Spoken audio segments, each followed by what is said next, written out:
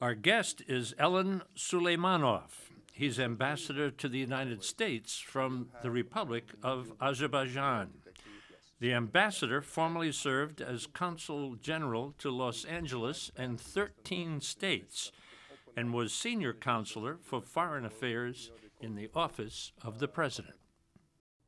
Mr. Ambassador, thank you so much for visiting with us today. Thank you, Mr. Wholey. It's good to be here. Oh, please call me Dennis. Please call me Dennis. Thank you, Dennis. What would be the cultural background of the name? Oh, it's a good question because Suleyman is obviously a Muslim Turkic name, and the Of is a Russian ending. So it's a reflection of our identity being a Muslim Turkic nation under the Russian and Soviet domination for a long time. So the combination of it is what my name is. Sure. Somebody referred recently to Azerbaijan as a hidden treasure. Tell me how. I hope it's not hidden anymore.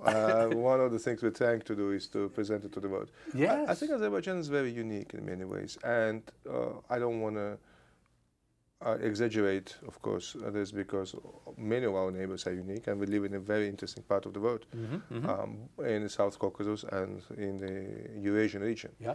However, I think the uniqueness of Azerbaijan is that it is located at such a crossroads of cultures and influences and all this, so it makes it quite different. I'll give you a couple of examples. Yeah, please. Azerbaijan is at the center of right at the fault line of the Muslim and Christian civilizations. It's at the fault line of Turkic and the Persian worlds. It's at the fault line of Russian, Slavic world, and the Persian world and the Turkic world all together, coming right in Azerbaijan. It also has the division line between Asia and Europe goes to Azerbaijan, Middle East and Europe. So there's so many influences coming together. That's what Azerbaijan is. You were born in the capital city, right? Yes, in Baku. Baku. B-A-K-U, right? Baku, yes. How has that changed in the last 20 years? Because that's about 22 years is the time of independence, right? You know, it's not easy for me to say. The reason is because it's changing every day. It's sometimes very difficult to describe how it's changed in the last 6 months. Baku has always been a southern and a very pretty town in the former Soviet Union, and then, of course, it's the capital of Azerbaijan. It always had this unique architecture which came there during the first oil boom of the century, of the 20th century in 1900s. But since the independence, one of the, I think, greatest achievements of Azerbaijani government was to reinvest the money we get from the energy sector into developing infrastructure. So today you have new highways, you have new buildings in Baku, new architecture. We just discussed the Heydar Aliyev Center. There is a spread in the New York Times of this new cultural center. It's just amazing. It's actually quite unique, and it was built by Mirza Zahid, who is one of the best architects in the world. The whole complex is just fantastic. But one of the other things we do is we don't only build new things, we also protect our heritage. So if you go in the old city, if you go in the old town, you would see how much money and how much effort put into protecting our heritage. Do they have a walled city? Did I read? Yes, it's actually walled. We call it the inner city, but it is a walled city, and it's part of the UNESCO's human heritage, global heritage the sites. Yeah. It's very good. It's very good. And they have a boulevard. They call it the boulevard, but it's right along the sea, I guess. Yes, right? it's a promenade. Promenade, which goes along the seaside. It's been renovated quite extensively, so now it's one of the most beautiful places in the region. In fact, it's been extended now, and now it includes not only the traditional working areas, but also the new Crystal Hall, the newest music facility in Europe, which hosted the Eurovision contest. So, that's the big singing contest? Yes, and also Jennifer Lopez and Rihanna and Shakira. So we use that facility. Actually. Well, but it's interesting that you mention that because it's the country is 95% Muslim. Yes. Yet very Western oriented, huh? Yes. Because, is that a fair thing to say? I would say so, and I think it's. I would say even more. It's more open to the world. It's not just Western oriented. I think it's oriented towards the world.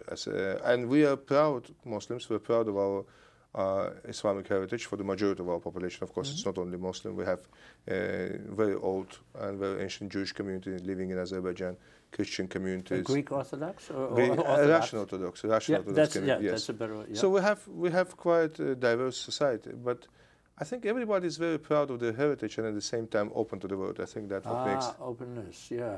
Let me take a little break. The fascinating conversation. We don't know much about Eurasia, the Caucasus, Central Asia. We're just starting to learn all about that. It's just exploding over there. So we're very pleased to have the ambassador from Azerbaijan with us. So we'll take a little break, come back on the other side, and talk more about the country and what makes it tick. This is America and the world. This is America is brought to you by the National Education Association, the U.S.-China Education Trust, and the F.Y. Chang Foundation. The League of Arab States, representing 350 million people in 22 member countries. The Rotendaro Family Trust. The Embassy Series, uniting people through musical diplomacy, presenting international artists in diplomatic settings. And Ventana Productions, television facilities, editing and distribution services. Mr. Ambassador, 1991 is independence. That's when the Soviet Union broke up. Collapsed, I guess they say. Collapsed, yeah. For some people who don't know, refresh us on Glasnost and Gorbachev and why the Soviet Union collapsed. In fact, there are very divergent views on what happened. I went to school in Moscow. I studied in the former Soviet Union, and I think we followed it in a very... What appeared as an openness here appeared to many of us as an event and as an effort to protect the Soviet regime. So, for instance, it's not surprising that when Mr. Gorbachev was trying to run for presidency of Russian Federation later on, he only gathered 2%. In fact, he was a very unpopular leader in the former Soviet Union. For us, all these things which are perceived as openness and all, which is good actually, of course, it was inevitable because the authoritarian system of the Soviet Union was breaking apart. There was no, it clearly didn't work. But one thing which is also important to remember, that for us it also meant that for the first time the Soviet Union began using military force against Azerbaijani people.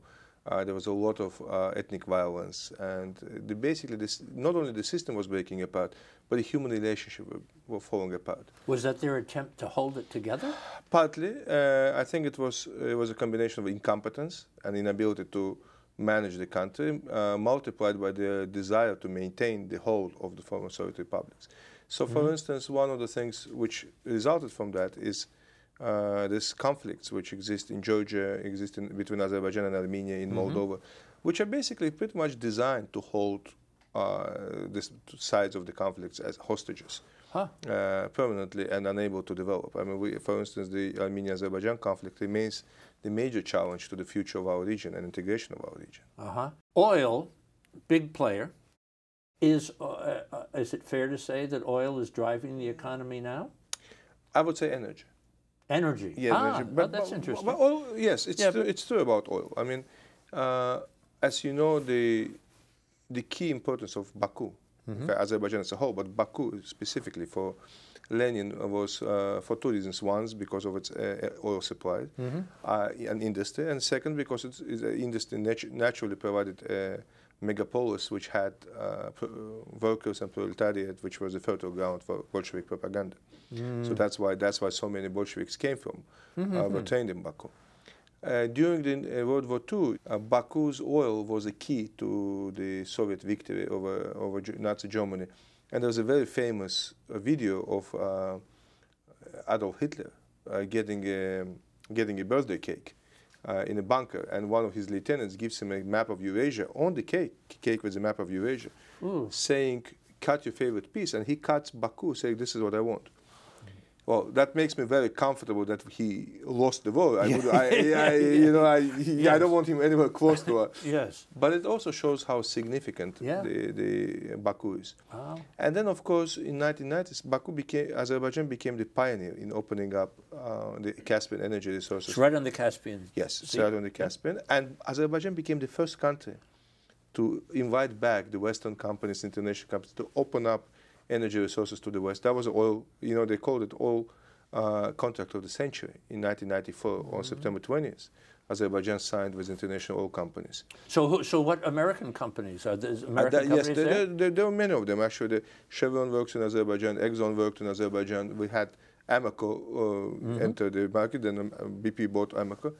But at this point, is BP not an American company? I mean, the CEO is an American. Their assets are very much, you know, so very present in the United States. So today's world is globalized. So you see, and this goes back to earlier when you were talking about fault lines and crossroads and all. I guess fair to say that Azerbaijan is an economic hub or struggling to become the economic hub in the region? You got pipelines, you got railroads. Azerbaijan, by definition, is an economic leader of the region. Today, in the South Caucasus, out of the 3 nations of the South Caucasus, Azerbaijan, Georgia, Armenia, Azerbaijan accounts for 85% of economy, regional economy. Azerbaijan in 2010 was the fastest growing GDP in the world, about 40%. So we're looking at a very well-developing country. And we're also looking at a country which doesn't waste its resources. We have a state oil fund, a sovereign investment fund. We also have infrastructure investments we discussed earlier, the infrastructure, highways, railways. Azerbaijan puts great emphasis on developing not only energy infrastructure, but also, for instance, fiber optic cables to Trans-Eurasian Highway, Baku-Tbilisi-Kars railway connection, which will connect for the first time in the shortest route Asia to Europe. And it's even more important now that the Turks opened the tunnel under the Bosphorus, Marmaray, in Istanbul. So now that connection, once the railway is connected to Georgia, creates a unique path between Asia and Europe to routes which did not exist before. So when we're talking about Asia, we're talking about China, right? Well, China, Central Asia, Kazakhstan, and other nations, and then coming up into... But I mean, that's where it's starting. Yes. It could go as far as Japan if you, Whoa. Bordering countries of Azerbaijan, Russia, of course, right? Georgia, you just mentioned. Armenia, Iran, and 11 kilometers of Turkey, with a non-contiguous part of Azerbaijan called the Autonomous Republic of Nakhchivan. But I tell you something, Azerbaijan is the only country in the world which borders both Russia and Iran. No other country in the world borders both. Do you have maintained good relationships with both? Which have? Well, of course, Azerbaijan, part of Persia way back when, huh? Am I right about that? Iranian Empire. Iranian Empire, which was Persian Empire, right? Well, Persian, but we have to remember there was a Turco-Persian. There was a very interesting element to that because the most famous shahs of Iran, be it Qajar Shah or Safavid dynasty, in fact, were ethnically Azerbaijani, ethnically Turkic. So it was a very inclusive, very diverse empire, which included many nations, including modern-day Azerbaijan, modern-day Armenia, modern-day Georgia, part of Middle East, and of course at some point Afghanistan. Armenia has come into our conversation a couple of times, and I gathered that there is an area which represents about 16% of the land mass of Azerbaijan. How do you see it? How do they see it? Oh, it's help us understand. Because it's a conflict, it's a war, it's been going on forever. It would be difficult for me to, and perhaps unfair for me to speak on how they see it. Yeah. They have their own views, we have our own views. I mean, in fact, as a result of a difference in views, we have lost about 30,000 people, and as you said, about 1/5 of my country is occupied, internationally recognized territory, and about 1 million of my people are now refugees. But I think if you look at this, it also reflects our inability in the region to come together with the integrated processes which will build a bright future for all of us. Armenia, for Azerbaijan, the prosperous region is very important for our future, very simply because we believe it's a very good investment in our own future. Armenians need to decide whether they want to live as a society which is so focused on its ethnicity that it cannot accept anybody else. I mean, Armenia, we talked about diversity. I mean, Armenia today is a 99.9% homogeneous country. Azerbaijan is a diverse country. So if you look at this, we need to live to learn together. Now, Mr. Ambassador, I gather there have been elections recently in both countries. Yes. Does that augur well for a kind of a new beginning, or at least offer some hope that people will sit down across from each other and talk? We hope so. If clearly in Azerbaijan, our President Aliyev has an overwhelming mandate from the Azerbaijani population. It looks like Mr. Sarkisyan may have mandate from his people. So I guess why not to actually use that mandate for the future of our nations? What country would be a good mediator? We have 3 mediators. We have Minsk Group, which is a mediating group. It's a 15-member group, but we also have 3 co-mediators: the United States, Russia, and France. For some 20 odd years, they've been trying. Either they have not tried very hard, or it's too difficult. It's hard to say, but there has been no result. Boy, relationship between the 2 countries, and by the 2 countries, I mean your country and the United States. How important is it? What are the shared concerns, interests?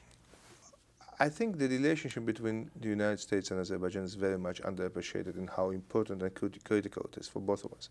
For Azerbaijan, the United States, since the moment of our independence, has been a very, very strong supporter and partner.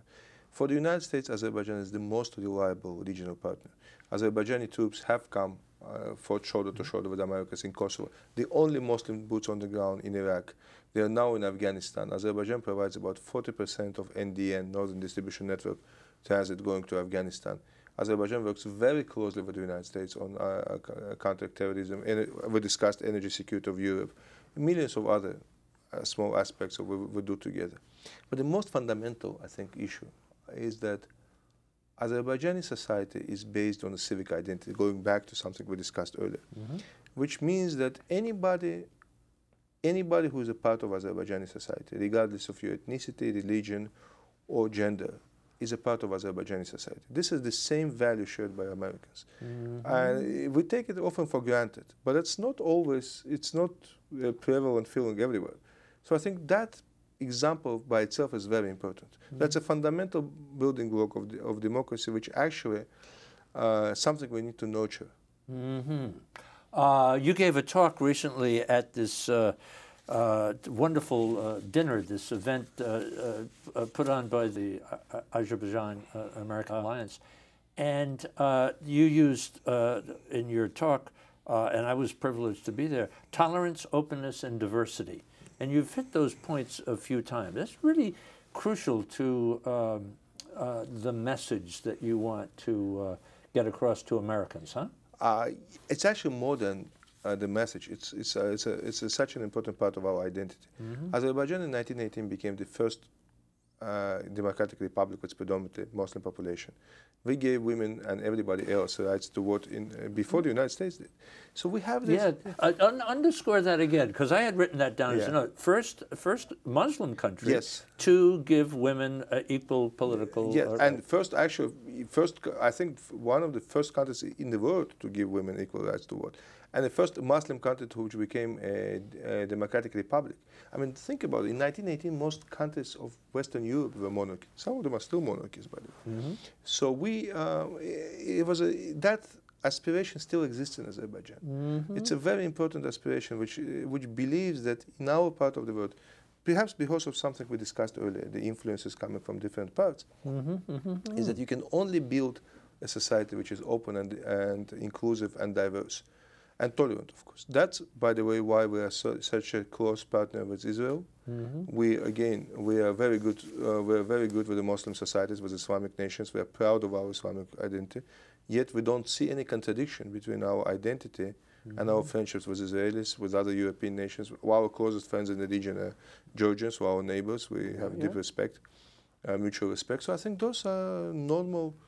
In a way, what I'm describing is a normal setting, which probably should be a prevalent thing in the world. Yes, should be every place. Is there a translation to the actual name of the country?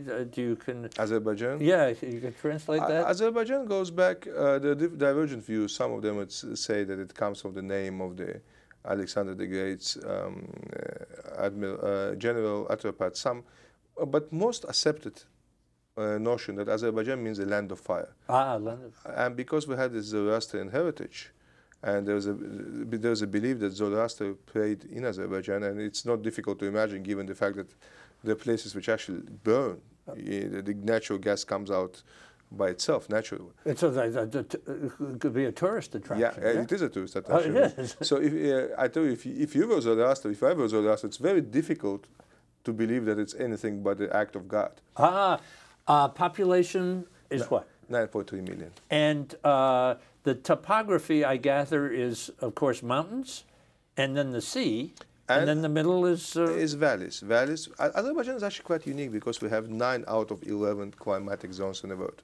So we have from subtropics to the alpine mountains. It's a small country, so I don't know how we manage that, but I guess that's the making of God, not ours. If when you say small country, is there anything you could relate it to one of our states, or yes, just to give us a sense? It's a slightly of the size of the state of Maine. Oh, okay. And a beautiful state, by the way, and also has a seaside, and it's a little bit greener, more greener than Azerbaijan. Our producer, Jay Kreger, has his heart set on not only Baku, which everyone would come to visit, but there's a little town, is it pronounced Sheki? Yes. Sheki. And it says here, a true travel gem of the country, a small city, forested slopes on the Greater Caucasus Mountain, rich in Islamic architecture, Silk Road history, good food, friendly people, travel and leisure in the Caucasus at its finest. I tell you...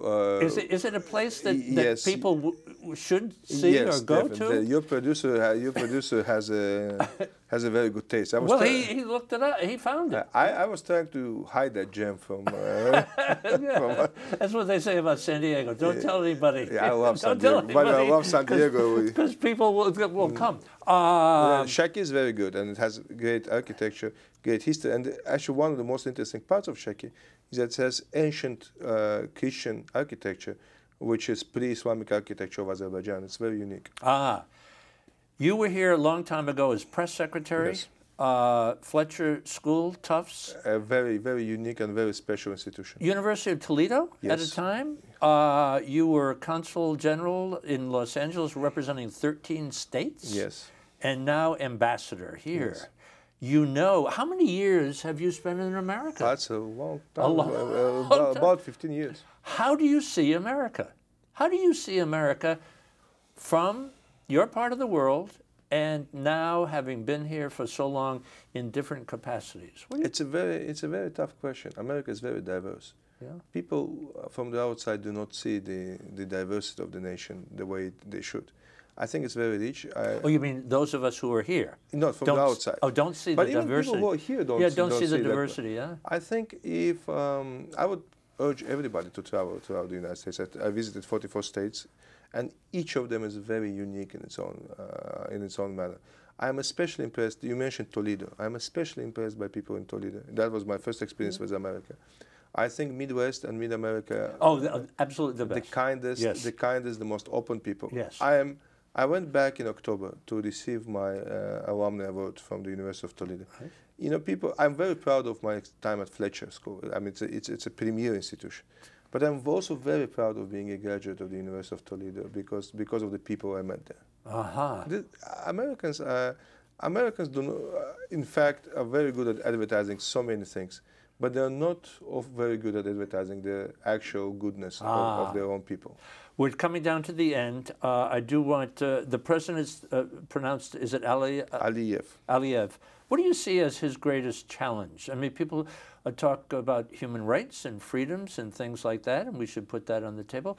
What are his greatest challenges? I think the three most important challenges facing President Aliyev is to maintain the independent course based on national interests, which he has done so well for the Republic of Azerbaijan. The most important challenge which is facing the Republic of Azerbaijan is to find a peaceful solution and end the ongoing conflict with Armenia. I think that's the most important. It would open up the region not only for Azerbaijan, but for Armenian people. It brings future and prosperity to all of us. And the third one is what we're doing now, and we need to continue doing that, is basically what President Aliyev calls very well turning a black gold into human gold. And that's using our energy resources to diversify the economy, to increase our human potential, to make our country be able to move towards the future. Look not only in the past, not look at the energy, but look what we can do in the next century. And I think on both leading the country independently and diversification, we're doing very well. But the challenge of solving the conflict is still a very looming problem for us. Mr. Ambassador, we're out of time. Thank you so much. Thank you so much for the education. Thank you, sir. And learning about that part of the world. Just fantastic. Thank you so much. Good to be here.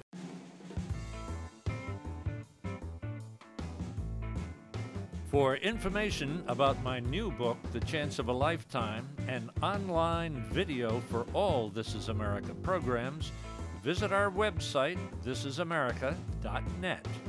And now you can follow us on Facebook and Twitter.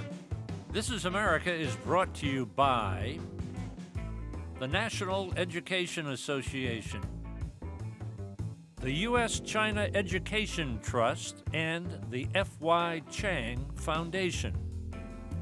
The League of Arab States, representing 350 million people in 22 member countries.